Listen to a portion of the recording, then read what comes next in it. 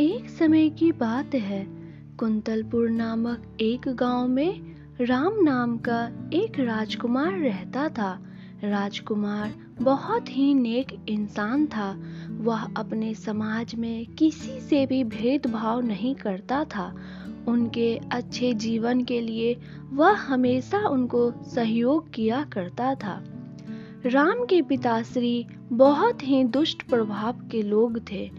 उन्हें राम का यह सब किया हुआ बिल्कुल भी पसंद नहीं आता था।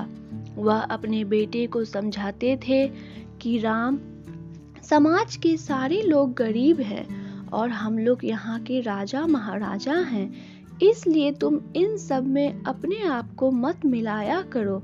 तुम एक अच्छे घराने के बच्चे हो और यह लोग गरीब लोग हैं, इसीलिए तुम इनके साथ मत रहा करो। राम को अपने पिताश्री का यह बात बिल्कुल पसंद नहीं आता था। वह हमेशा अपनी माँ से कहा करता था, माँ, पिताश्री ऐसे क्यों हैं? आखिर वह गरीब और अमीर में भेदभाव क्यों करते हैं? भगवान ने तो हमें इतना दिया है कि हम अपने पूरे समाज का कल्याण कर सकते हैं, लेकिन फिर भी पिताश्री इन मजदूरों को काम करने के बाद भी उनका मूल्य नहीं देते हैं। राम की माता चुप रहती थी, क्योंकि वह कुछ अगर कहती थी तो उसके पिताश्री उसे बहुत डांटते थे। धीरे धीरे समय बीतता गया।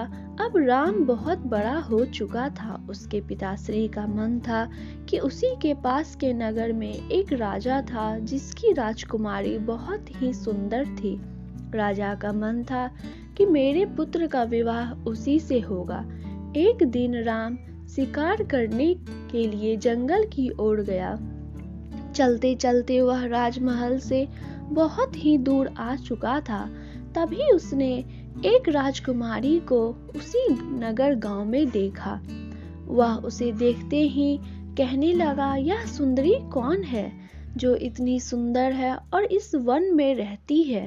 तभी सिपाही कहने लगे कि यहीं पास के एक राजा की वह पुत्री है। देखने में तो वो बहुत सुंदर है ही और गुण से भी बहुत सुंदर है। उसकी चर्चाएं पूरे नगर में हुआ करती है। राजा के मन में यह बात थी कि उसके पुत्र का विवाह उसके ही पास के नगर के राजकुमारी से हो, लेकिन राम का मन उस कन्या पे जा चुका था। वह सोचने लगा कि मैं अगर विवाह करूंगा तो इसी से करूंगा। तभी आने समय उसके ने कहा, सिपाही, जाकर पता करो कि उस कन्या का नाम क्या है। जब वह उस कन्या के पास गया तो उसने पूछा, हे राजकुमारी, क्या मैं आपका नाम जान सकता हूँ? तो उस राजकुमारी ने कहा कि नहीं, आप कौन हैं? मैंने तो आपको इसके पहले कभी नहीं देखा था, फिर मैं अपना परिचय आपको कैसे दे सकती हूँ? सिपाही यह बात राम को आकर बता दिया। राम अपने घर आया और अपने पिताश्री को यह सारी बात बताई कि पिताश्री, दूर जंगल में एक राजकुमारी रहती है जो देखने में भी बहुत सुंदर और गुणी है। मैं अगर किसी से विवाह करूंगा तो उसी से करूंगा। अब राजा राम से बहुत क्रोधित होने लगा। वह कहने लगा कि बगल के ही नगर में एक राजकुमारी है, अगर तुम्हारा विवाह होगा तो उसी से होगा। अब राम दिन रात निराश रहने लगा कि मैं विवाह करूंगा तो उसी सुंदरी से करूंगा। राम की माँ उसे समझाती थी कि पुत्र, ऐसा नहीं करो, क्योंकि तुम्हारे इस व्यवहार से तुम्हारे पिताश्री बहुत ही तंग आने लगे हैं। राम को कुछ समझ नहीं आया तो पास के ही एक मंदिर में वह पंडित जी के पास जा पहुंचा। उसने अपनी सारी बातें पंडित जी को समझाई। पंडित जी ने कहा, पुत्र, तुम चिंता मत करो, आज का दिन बहुत ही शुभ है। आज मंगलवार है। कहा जाता है कि मंगलवार व्रत करने से सभी मनोकामनाएं पूर्ण होती है। तुम भी मंगलवार करना शुरू कर दो और तुम्हारी जो भी कामनाएं हैं वह पूर्ण प्राप्त हो जाएगी।